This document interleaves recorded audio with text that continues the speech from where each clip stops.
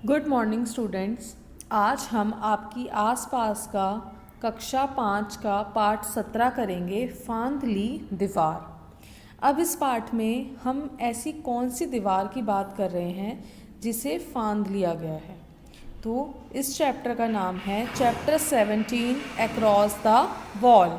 आज हम इसका पार्ट 1 करेंगे, तो सभी बच्चे इसे बहुत ध्यान से सुनेंगे। जब आप यह पाठ पढ़ेंगे तो आपको नागपाड़ा बास्केटबॉल टीम के बारे में पता चलेगा और लड़के लड़कियों में जो भेदभाव होता है आपको इसके बारे में समझ आएगी। आइए अब हम इस पाठ को शुरू करते हैं। चमकते सितारे, इंडियन एक्सप्रेस 2007। इंडियन एक्सप्रेस 2007 में एक आर्टिकल छपा था और यहाँ पर आपको कुछ लड़कियाँ नज़र आ रही होंगी पिक्चर में। तो देखते हैं ये लड़कियाँ कौन हैं और ये आर्टिकल किसके लिए है। अफसाना मंसूरी है तो सिर्फ 13 वर्ष की, पर वह अभी से दीवार फांद चुकी है। वह दीवार जो उसकी झुग्गी और बास्केटबॉल के बीच है, समाज द्वारा खड़ी की गई दीवार। यहाँ पर हम नॉर्मल वॉल की बात नहीं कर रहे हैं, दीवार की बात नहीं कर रहे हैं। यहाँ पर है कि क्या क्या उसे प्रॉब्लम्स फेस करनी करी। दीवार का मतलब यहाँ पर है मुसीबतें और परेशानियाँ। ठीक है, तो हम इसके बारे में अब बात करेंगे। उस लड़की के सामने जो अपने परिवार को चलाने के लिए बर्तन मांजती है। लिंग भेद की दीवार भी जो उसकी माँ ने उसके सामने खड़ी की थी। लिंग भेद क्या होता है, आज हम इसके बारे में डिस्कस करेंगे। लिंग भेद होता है, कई लोग होते हैं जो लड़का और लड़की में भेदभाव करते हैं। जैसे ये जो लड़कियां थी ये बास्केटबॉल खेलना चाहती थी, लेकिन इन्होंने मना कर दिया कि आपको बास्केटबॉल नहीं खेलनी है क्योंकि ये सिर्फ लड़कों का खेल है। आज अफसाना खुद एक बुलंद मजबूत दीवार है, मुंबई की नागपाड़ा बास्केटबॉल एसोसिएशन की। आज वह प्रेरणा है 5 अन्य लड़कियों के लिए जो रोज़मर्रा की ज़िंदगी को छोड़कर पहुंची हैं बास्केटबॉल कोर्ट में। यानी कि उनकी झुग्गी की जो कुछ लड़कियां थी वो स्पोर्ट्स में बहुत अच्छी थी, लेकिन उनके घर वाले उन्हें खेलने की मंजूरी नहीं देते थे। लेकिन आज वह दिन है जब वह खुद एक बुलंद मजबूत दीवार की तरह खड़ी हैं और वह नागपाड़ा बास्केटबॉल एसोसिएशन के अंदर खेलती हैं। आज अफसाना एक सितारा है, एक उभरती टीम का। इस टीम को मुंबई के कई क्लबों की टीमों को अचरज में डाल दिया है। सिर्फ अपनी हिम्मत और थोड़ी सी मदद के सहारे यह टीम पहुंची जिला स्तर टूर्नामेंट के सेमीफाइनल में। अब हम बात करते हैं कि ये नागपाड़ा बास्केटबॉल एसोसिएशन है कहाँ पर और ये किसके बारे में बात कर रहे हैं। आपने महाराष्ट्र तो सुना होगा। ये हमारा भारत का नक्शा है, इसमें यह जो राज्य है ये है महाराष्ट्र, और महाराष्ट्र के अंदर ही बहुत सारे डिस्ट्रिक्ट्स हैं।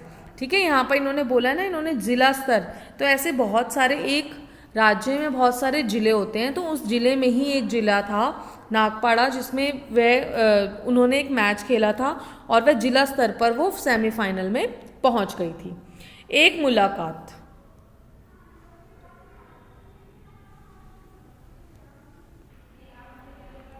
तो हम जो बात कर रहे थे, एक मुलाकात, हमने अफसाना और उसकी नागपाड़ा बास्केटबॉल टीम के बारे में अखबार में पढ़ा। तब सोचा कि क्यों ना हम इस टीम की लड़कियों से मिलें और तुम सभी से इनकी पहचान कराएं। हम मुंबई के विक्टोरिया टर्मिनल रेलवे स्टेशन, जो मुंबई का एक रेलवे स्टेशन था विक्टोरिया टर्मिनल, वहाँ पर वो उतरकर चल पड़े नागपाड़ा की तरफ। स्टेशन से पैदल चलो तो नागपाड़ा लगभग 20 मिनट की दूरी पर है। हमने वहाँ अफसाना और नागपाड़ा बास्केटबॉल एसोसिएशन की लड़कियों से बातें की। तुम भी पढ़ो, इनसे हुई हमारी एक मुलाकात। ये छत्रपति शिवाजी टर्मिनल से वहाँ पर रुककर मुंबई में विक्टोरिया, जहाँ पर इन्होंने बोला ना विक्टोरिया टर्मिनल रेलवे स्टेशन, वहाँ से उतरकर ये नागपाड़ा की तरफ गए थे। मिलो एक अनोखी टीम से, अफसाना, जरीन, खुशनूर, आफरीन से। ये लड़कियां पहले तो ज़रा चुपचाप थी, लेकिन जब शुरू हुई तो बस। जरीन ने शुरुआत की, मेरा घर हमारे इस ग्राउंड के बिल्कुल सामने है। मेरा भाई भी यहाँ खेलता है। मैं अपनी बालकनी में खड़े खड़े लड़कों का खेल देखती रहती। तब मैं 7वीं में पढ़ती थी। जब लड़कों का मैच होता तो बहुत सारे लोग देखने आते। जीतने वाली टीम को बहुत सराहा जाता। सराहा मतलब होता है उनकी बहुत अप्रिसिएशन होती, उनको बहुत तारीफ़ की जाती। खिलाड़ियों को सभी चीयर्स करते और उनकी हिम्मत बढ़ाते, यानी कि सभी लोग उनको चीयर्स करते थे, जैसे हम बोलते हैं ना वेरी गुड, चीयर्स चीयर्स, तो ऐसे उनकी हिम्मत बढ़ाते थे। यह सब देखकर मुझे लगता क्यों ना मैं भी खेलूं, क्या मुझे भी अपना हुनर सबके सामने दिखाने का मौका मिलेगा। तब मैंने हमारे कोच को बहुत को कुछ डरते हुए पूछा। वे मेरे पापा के अच्छे दोस्त भी हैं। उन्होंने कहा, क्यों नहीं, अगर तुम कुछ और लड़कियों को साथ ले आओ तो मैं तुम्हें भी सिखाएंगे हम, फिर तुम्हारी भी टीम बनेगी। तो उसे बहुत मन करता था जब उसका भाई खेलता था, लेकिन वह बहुत डरते हुए पूछ रही थी, क्योंकि उसे पता था कि हमारे घर में लड़कियों को आगे नहीं बढ़ने देते या उन्हें खेल में नहीं जाने देते। तो ऐसा नहीं होना चाहिए। इसके बाद है, हमने पूछा, क्या खेल की शुरुआत करना आसान था? खुशनूर, शुरू में मम्मी पापा ने मुझे मना कर दिया। जब मैंने थोड़ी जिद की तो वो मान गए। तो अफसाना कहती है, मेरी मम्मी बिल्डिंग के घरों में काम करती हैं और हम बच्चों को स्कूल भेजती हैं। मैं भी उनकी मदद करती हूँ। मेरी इस बात को सुनकर अम्मी गुस्सा हो गई और कहने लगी, लड़कियाँ थोड़ी ही बास्केटबॉल खेलती हैं, काम करो, स्कूल जाओ, ठीक से पढ़ो। तो ऐसे उसकी मदर ने उसको डांट दिया। ग्राउंड पर खेलने की कोई ज़रूरत नहीं है। मेरी सहेलियों ने मनाया और कोच सर ने समझाया, तब मेरी मम्मी मान गई। यानी कि इन सभी लड़कियों को कुछ ना कुछ परेशानियां झेलनी पड़ी, यानी इनके सामने एक दीवार खड़ी हो गई जो कि इन्हें बहुत परेशानियों का सामना करना पड़ा है खेल खेलने के लिए। तो आफरीन कहती है, हाँ हम लड़कियां हैं इसलिए हमें मना किया जाता है। मेरी दादी बहुत गुस्सा करती हैं, लेकिन हम तीनों बहनें फिर भी यहाँ खेलने आती हैं। दादी आज भी हमें डांटती हैं, हमारे कोच सर को भी। दादी का कहना है, खेलने के लिए ठीक सामान चाहिए, ताकत के लिए दूध पीना पड़ेगा, इतने पैसे कहाँ से आएंगे? मगर डैडी हमारे मन की बात को समझते हैं। वे हमें खेल के पैंतरे भी सिखाते हैं। मेरे डैडी भी अपने बचपन में इसी ग्राउंड में खेला करते थे। उनके पास ना खेलने के न जूते थे और ना कोई खास कपड़े। वे प्लास्टिक की बॉल से प्रैक्टिस करते थे। डैडी बताते हैं कि जब बच्चू खान ने उन्हें देखा तो सोचा, यह लड़का कितना अच्छा खेलता है, इसे ठीक से सीखना चाहिए। उन्होंने मेरे डैडी को खेल के कपड़े और जूते दिए। मेरे डैडी बहुत अच्छे खिलाड़ी बन सकते थे, पर घर की जिम्मेदारी के कारण उन्हें ये सब छोड़कर काम पर जाना पड़ा। इसलिए वे चाहते हैं कि हम बच्चे खेलें और अच्छे खिलाड़ी बने। तो यानी कि जो उसकी दादी थी, उनको अच्छा नहीं लगता था कि ये लड़कियां क्यों खेल रही हैं, लेकिन उनके जो फादर थे, यानी उनके पापा थे, डैडी थे, उनको अच्छा लगता था कि उनकी लड़कियां भी खेलें, कुछ आगे बढ़े, क्योंकि वो भी बचपन में एक प्लेयर बनना चाहते थे, लेकिन घर की जिम्मेदारी के कारण उन्हें ये सब छोड़ना पड़ा। हमने कहा, हमारी टीम के बारे में बताओ, अपनी टीम के बारे में बताओ। एक लड़की, शुरुआत में हमें थोड़ा अजीब लगता था, यहाँ पर लड़कियों की पहली टीम है ना। जब हम यहाँ प्रैक्टिस करते थे तो कुछ लोग देखने आते, उन्हें लगता कि लड़कियाँ कैसे फुटबॉल खेल रही हैं, मगर अब कोई इतने अचरज से नहीं देखता। अब सब मानने लगे हैं कि हम भी अच्छा खेल सकती हैं। तो अफसाना कहती है, जब हमने खेलना शुरू किया तब मैं 11 साल की थी। तब हमें मैच के लिए किसी और जगह जाना भी मना था। अब 2 साल बीत गए, अब हम और जगह भी मैच खेलने जाते हैं, मगर यह हुआ हमारी मेहनत से और कोच सर के सिखाने से। यानी कि अगर आप कुछ भी लाइफ में करना चाहते हैं, चाहे कितनी भी प्रॉब्लम्स आएँ, अगर आप डट कर उसका सामना करते हैं तो आपको ज़रूर कुछ ना कुछ हासिल होता है।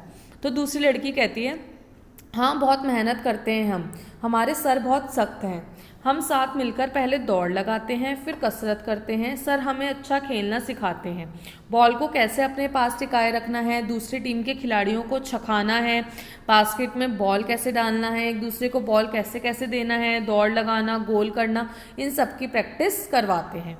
तो आफरीन कहती है, सर कहते हैं तुम यह सोचकर मत खेलो कि तुम लड़कियां हो, एक खिलाड़ी की तरह खेलो। यानी कि एक प्लेयर कभी भी लड़का या लड़की नहीं होता, प्लेयर को प्लेयर की नज़र से ही देखना चाहिए।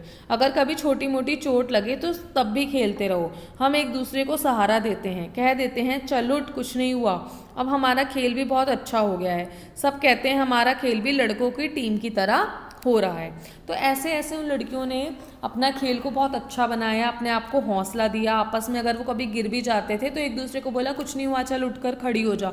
तो उसके कोच सर भी बहुत स्ट्रिक्ट थे, उनको एक्सरसाइज कराते थे, उनको सारे गेम के जितने भी रूल्स होते थे वो सब बताते थे। तो एक लड़की कहती है, हम लड़कों की टीम के साथ भी खेलते हैं, तब हम चाहते हैं कि लड़के भी हमें खिलाड़ियों की नज़र से देखें। हम लड़कियां हैं इसलिए हमें कोई छूट ना मिले। कभी कभी लड़के हमारे खेल की नकल करते हैं, तब हमें गुस्सा आता है, पर हम उसे एक चैलेंज की तरह लेकर अपनी गलतियां सुधारते हैं। अगर लड़के चीटिंग करते हैं तो हम उन्हें डांट भी देते हैं। इसके बाद, क्या तुम्हारे इलाके या स्कूल में लड़के और लड़कियां अलग अलग तरह के खेल खेलते हैं? अगर हाँ तो लड़के क्या खेलते हैं और लड़कियां क्या खेलते हैं? अब आप सब भी ये बात सोचिए, सभी बच्चे अभी सोचेंगे और मुझे बताएंगे कि ऐसा कभी होता है। तुम क्या सोचते हो कि लड़के लड़कियों के खेल और खेलने के तरीकों में कोई अंतर होता है? अब मान लीजिए मैं क्रिकेट कोई खेलता है, आप कहते हो ये तो लड़कों का खेल है, मैं नहीं खेलूंगी, है ना। अब ऐसे रैकेट कोई खेलता है या बैडमिंटन खेलते हैं तो वो हम कहते हैं कि ये लड़कियों का खेल है। तो ऐसा नहीं होना चाहिए, लड़के और लड़कियां दोनों ही बराबर हैं और उन्हें हर तरह के खेल खेलने चाहिए। तुम्हें क्या लगता है, लड़के और लड़कियों के खेलों में अंतर करना चाहिए? आप बताइए मुझे, आप क्या सोचते हैं? आप अपनी ये सभी बातें लिखकर अपनी टीचर को बताएंगे। अब देखिए, नहीं, मेरे स्कूल में सभी तरह के खेल के लिए लड़के और लड़कियां दोनों की टीम है। अब आपका स्कूल, कुछ स्कूल हैं जो कोएड हैं, कुछ स्कूल हैं जो सिर्फ लड़कियों के हैं, तो उसमें हर तरह के खेल खेले जाते हैं। तुम्हें क्या लगता है कि लड़के लड़कियों के खेलों में अंतर करना चाहिए? नहीं, हमें लड़के और लड़कियों के खेलों में किसी भी तरह का अंतर नहीं करना चाहिए। तो आज हमने अभी हम इसका नेक्स्ट पार्ट जो है नेक्स्ट क्लास में करेंगे। आज तक के लिए हम इतना ही पढ़ते हैं, इसके बाद हम आगे देखते हैं। हमने कहा अपनी टीम के बारे में और बताओ। एक लड़की बोलती है हमारी टीम बहुत खास है, हमारी टीम में एकता है, झगड़ा हो जाए तो जल्दी ही सुलझा लेते हैं, जल्दी ही भूल भी जाते हैं, साथ में मिलकर रहना हमने यहाँ सीखा। हमारी टीम में से कुछ लड़कियों को मुंबई शहर की तरफ से खेलने का मौका मिला। यह मैच शोलापुर में हुआ था। उनकी टीम की कुछ लड़कियां इतना अच्छा खेलती थी कि उन्हें बहुत अच्छे अच्छे अपॉर्चुनिटीज़ मिली, उन्हें मुंबई शहर आने के लिए कहा गया। तो जरीन कहती है जब हम मैच खेलने शोलापुर गए तो उस टीम की बाकी लड़कियां अलग अलग जगहों से आई थी। वे हमसे ठीक से बात भी नहीं करती थी, हमसे जूनियर की तरह बर्ताव करती थी, हमें बराबर खेलने का मौका भी नहीं देती। हमें बहुत बुरा लगता था। उस टीम में सहयोग बिल्कुल भी नहीं था। आपको अगर एक टीम बनानी है तो उसमें सहयोग होना चाहिए, उसमें आपस में एकता होनी चाहिए, कभी कोई लड़ाई झगड़ा नहीं करना चाहिए, और आपस में अगर हम एकता बनाकर गेम खेलते हैं तो हम ज़रूर जीतते हैं। मैच के दौरान जब मैंने बॉल को टीम की एक लड़की की तरफ फेंका तो वह ठीक से पकड़ नहीं पाई, फिर मुझे ही डांटने लगी कि मेरी ही गलती है। ऐसी ही गलतफहमी में हम वह मैच हार गए। मगर हमारी अपनी टीम में ऐसा नहीं होता है, हम एक दूसरे की गलती संभाल लेते हैं। अगर खेल में दूसरे की गलती के कारण गोल ना बन पाए तो भी हम चिढ़ते नहीं हैं, सोचते हैं कोई बात नहीं, अगली बार ज़रूर अच्छा करेंगे। एक दूसरे को संभाल लेना ही असली बात है, क्योंकि हम सब एक टीम के ही खिलाड़ी हैं। तो हमने क्या बोला? तो आफरीन कहती है शोलापुर में खेलने के बाद हमें अपनी टीम की खासियत समझ आई। हमें पता चला कि हमारा आपसी सहयोग कितना अच्छा है। यानी वो सब लड़कियां आपस में इतने अच्छे से रहती थी, कभी लड़ती नहीं थी, अगर कभी झगड़ा भी हो जाए तो वो जल्दी ही सुलझा लेती थी। हम एक दूसरे को समझ लेते हैं, संभाल भी लेते हैं। हर एक खिलाड़ी कितना भी अच्छा हो, अगर टीम ठीक से साथ मिलकर ना खेले तो हम हार भी सकते हैं। टीम के लिए हर खिलाड़ी की ताकत और कमजोरी को समझना चाहिए। ज़रूरी नहीं है आपकी टीम में हर कोई बहुत अच्छा खेले या हर कोई बहुत ख़राब खेले, तो हर किसी की कोई कमज़ोरी होती है, किसी की कोई ताकत होती है, तो हमें उसे समझना चाहिए, तभी हम टीम में जीत सकते हैं। अब हम इसके पार्ट 2 हम नेक्स्ट क्लास में करेंगे। आज तक के लिए इतना ही।